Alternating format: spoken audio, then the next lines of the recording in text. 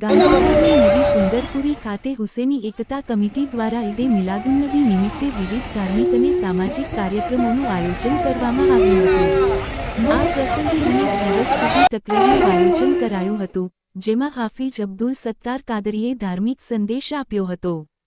સાથે જ દરરોજ નયાઝનું આયોજન કરવામાં આવ્યું હતું।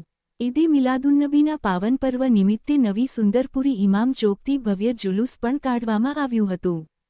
હુસેની એકતા કમિટીના પ્રમુખ લતીફભાઈ ખલીફાએ જણાવ્યું હતું કે પયગંબર સાહેબનું જીવન સત્ય, સદાચાર, શાંતિ, કોમી એકતા અને ભાઈચારાનો સંદેશ આપે છે। ગરીબ લાચારની મદદ કરવી અને ભૂખ્યાને ભોજન કરાવવું એ જ સાચી ઈદ છે। કાર્યક્રમને સફળ બનાવવા કમિટીના આગેવાનો અને મોટી સંખ્યામાં સમાજના લોકોએ જહેમત ઉઠાવી હતી। તંત્ર અને પોલીસ વિભાગના સહકાર બદલ આયોજકોએ આભાર વ્યક્ત કર્યો હતો।